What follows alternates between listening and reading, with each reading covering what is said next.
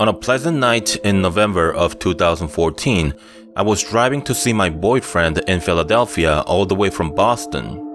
The time was about 2 a.m. by the time I was on a stretch of highway in Connecticut. There were only a few cars on the road. The weather was rather warm for November, and so it was actually an enjoyable drive. I was relaxed listening to the radio when I saw a pickup truck traveling about 10 miles an hour below the speed limit. I signaled left and slowly began overtaking it, but something in the truck bed caught my eyes. It looked like an arm, a person's arm. It was propped up in the rear corner between the sidewall and the gate. For a second there, I nearly had a heart attack, but then I remembered my brother actually had one of those rubber hands sticking out of the trunk one time. He did that as a prank and got himself in trouble with the cops for that dumb idea of his. What an idiot, I thought, and continued passing the truck when for a split of a second I had made eye contact with the driver. His eyes were it's so hard to describe them because I've never seen someone's eyes so sinister. Would it make sense to say that someone's eyes were filled with hatred? Because that's the only way I can describe them. Not surprisingly, I was scared stiff and quickly passed the truck. After reaching a certain distance, I slowed down to keep the headlights of the truck in the rearview mirror. I then called the police and informed them of the situation. The 911 operator advised me to continue traveling at normal speed and to leave the rest to the police. I told her they could lose the truck if I didn't continue monitoring it, but she told me that the police were only a few minutes out from my current location and that I shouldn't put myself in harm's way. I followed her suggestion, sped the car, and arrived at my boyfriend's safely. I told my boyfriend about the incident the moment I stepped into his house, but he laughed it off and told me there are more idiots in this world than most people think. I was planning to wake up later than usual the next morning, but my boyfriend woke me up at 7 in the morning. He looked to be in shock and kept shouting, "Come on, Gina, let's go. You have to see this right now." He takes me outside to his driveway and points his finger right at the center of my car's hood. What he had found were several streaks of blood, not a whole lot, but enough to be noticeable from afar. After what happened last night, of course he and I were suspecting of the same thing. We called the police and they arrived soon after. The police sent out additional people to collect the evidence of the hood of my car. Weeks later, I was informed that it was in fact blood that of a human. The scary thing is, they never found the pickup truck. I hate to say I told you so in this situation, but really, what else is there to say? Had I continued to monitor the truck that night, we could be talking about an arrest instead of a potential serial killer on the loose. I never thought I would experience something like this, and let me tell you, the world seems so much scarier now that I've seen what I've seen. The loss of innocence is such a terrible thing, because I no longer see people the same way. I know I will never go back to being the happy-go-lucky Gina ever again.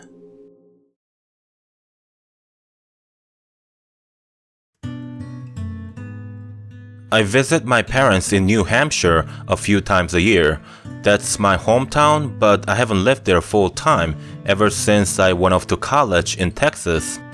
Today, I work as an engineer in Austin. I'm 33, never married, single, ready to mingle. So this was back in 2012 when I was in New Hampshire for 2 weeks. I had spent a week with my parents, but then they had to go check on an old friend in Pittsburgh for a few days. This friend had terminal cancer, and she was getting worse faster than the doctors had anticipated. So my parents left abruptly, and I had decided to go camping, seeing as how I didn't have much else to do. I searched for Dad's old camping gears and headed off to White Mountain National Forest. They have hundreds of campsites there, but when I'm camping, I prefer nature over people, and therefore I decided to go for the backcountry camping. Setting up the big-ass tent was a pain in the rear, but it was the only one we had. It's the same 30-year-old Coleman tent my family used back in the days when my parents and siblings used to go camping together. Ah, the good old days. Anyway, I had a nice hike, came back to camp, had dinner, and went to bed at around 10 at night. I have concealed carry permit, and so I had my trusty Glock 21 right next to my pillow. With that, I slept with the peace of mind that I could at least scare off a hungry bear if it ever happened to come around to take a bite of my pretty ass. Then I don't know exactly what time this happened because it happened so fast, but something shredded through my tent and came at me right after it saw me. I had 13 plus 1 rounds loaded in my gun, so that's 14 rounds in all. I had emptied the entire magazine at the thing that was trying to tear me apart, and I'm fairly certain I hit it with each and every shot because the thing was roaring like it was in severe pain. I couldn't see exactly what it was, but whatever it was, the 14.45 rounds seemed to have slowed it down. I grabbed the extra magazine from the chest holster, dropped the empty one, and quickly reloaded the pistol. I could hear the thing moving outside. I've got a clear view from where the tent was shredded, but I can't see anything from the other angles. I wanted to shoot toward the direction of the sound, but that was too dangerous given the fact that I've set up my tent not too far from the other campsites. I was trapped inside my own tent and felt as though the thing could rush in at any moment, so I grabbed the hunting knife and made a long vertical slash at the rear section of the tent. I slowly squeezed out of the hole with the pistol drawn, and the thing seemed to be moving in circle in the woods so it could have a clear look at me. Then it made another charge at me, and I began shooting it again until I emptied the magazine. The thing slid to a stop at about halfway and hollered in pain. It ran back into the woods, and I ran straight to the nearby campsite because I was out of ammo. I think I had done enough damage for the night because the damn thing didn't give chase, and I arrived at the campsite office safely. There I woke up a few people, and fortunately one of them had a rifle with him. I borrowed a cell phone from another camper. The man with the rifle stood guard, and soon after the police had arrived along with someone else who looked to be the park ranger. About a dozen more cops arrived that night, and they spread out all throughout the park to, I guess, warn the campers. I took them to my campsite in the morning, and the park ranger told me that I was most likely attacked by a bear. To be more specific, a black bear. There were lots of blood on the ground where presumably the bear, quote-unquote, was shot. I also saw some fur on the ground, and the color was cinnamon. The strange thing was, though, the thickness of the fur. Most people probably believe that bear furs are soft, but the furs on live bears in the wild are actually coarse and harsh. They are on the thicker side when you compare them to, say, a dog, but they definitely don't feel like you're touching the bottom end of a broom. The fur that belonged to the thing that I shot, though, it was so thick that it actually felt like you could bend it and break it in half. I didn't say anything to the park ranger. I didn't want to make a scene, and all I wanted was to get out of there. The experience didn't stop me from camping afterward, but it did take a while until I went on to my next solo camping trip. I never returned to White Mountain National Park, and I also warned my family and friends about the bear attacks in the area. I honestly don't know what had attacked me that night, but the rational side of me tells me that even if it was the largest bear out there, it should have gone down when it took 14 rounds to his body and head. But then there were additional 14 rounds that I fired at it after I escaped the tent, and yet no carcass of a bear was found anywhere near my campsite. If there are any seasoned hunters among your subscribers, I would really like their opinion on this thing that I shot. Assuming that I had missed half the shots I took, I didn't, but let's say I did.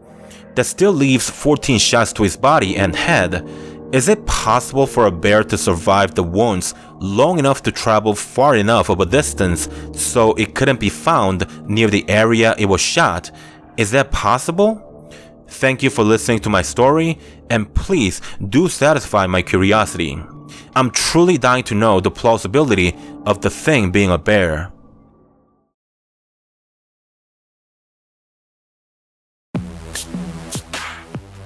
Six o'clock in the evening, it's time to clock out of work and go home to get ready for clubbing.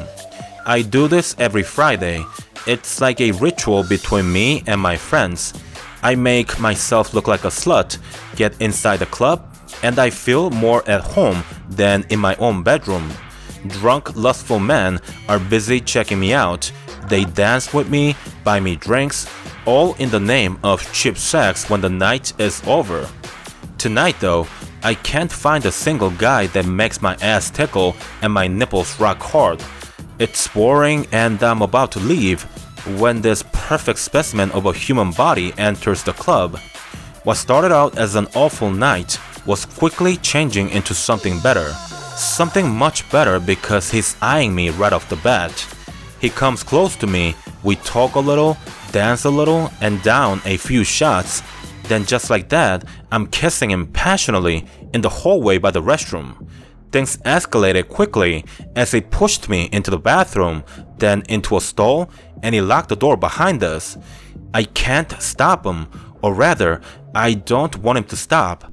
Believe it or not, I've had only 2 one-night stands in my life. I enjoy the attention of men. I may even make out with them at a club, but I never had sex with them at a club. So this isn't like me. It's not something that I do, but I just can't seem to escape his grasp. Moments later, he pulls my skirt up, pushes his torso between my wide open legs. Then I hear the last person in the bathroom step out. He bites into my shoulder and I feel like I'm already orgasming. That is until it starts to hurt. I say ow, and then I tell him that it hurts, but he lets out a laugh like he's enjoying it. I try to stop him, but it's too strong. I can now actually feel his teeth penetrating my skin. I cry and shout in agony, but he shows no sign of stopping. He finally stops biting my shoulder, and when he looks at me, I can see his mouth full of blood. My blood. He tries to bite my face, but I block him with my arms, so he bites into whatever he can reach. My arm and fingers are all bloodied. I scream like a pig, but no one can hear me outside. I'm thinking I'm surely dead now. This godforsaken cannibal will eat me alive. But as fortune would have it, I hear a group of men enter the restroom, and in just seconds, they break down the door at the stall, then start punching the lunatic. 3 guys against 1. You would think it'd be an easy fight, but the biter was a fighter. He flat out knocks out one of the guys, and the other 2 look scared to death. I take my chance and run out of the restroom, then run straight to the security and tell him what's happening in the restroom. By the time the security went to get the biter, 3 men lay unconscious on the ground and the biter is nowhere to be seen. We called 911, the ambulance took me to the hospital, and the cops took my statement in the ER before the nurse carted me away to get my wounds treated. The doctors used staples and stitches to patch me up. It took hours for the whole procedure to be performed, but I was able to go home by morning. They never caught the guy, and I've been living terrified ever since. I no longer go clubbing or even go out at night if possible. He may be gone for now, but the wounds on my shoulder and arms still remind me of the night like it was yesterday. I seriously don't care about not clubbing, but I wish I didn't have to feel scared every second of my life. That is the end of this video, ladies and gentlemen. This video wasn't meant to be published on Christmas, and I was actually preparing another video for today, but unfortunately I couldn't finish it on time. It's only 15 minutes long, but I did spend a ton of time making it, so hopefully you folks have enjoyed it a little more than usual.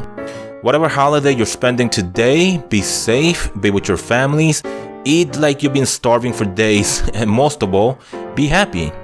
A horror video isn't typically what you would gift your friends, but for you, my subscribers, I think it'll make a decent gift. I apologize if the outro is a bit echoey. My office is currently occupied by children who claim to be my nephews, and they are for some reason playing games on my PC and laptop. I had to retreat to my basement to record this outro, so please don't be mad. Alright, I'm gonna go back to my family now, but I'll check in the comment section every few hours to reply to your comments. Merry Christmas, Happy Hanukkah, and Kwanzaa. And for those of you who don't celebrate anything today, have a good one. Love you all. Until next time. Goodbye.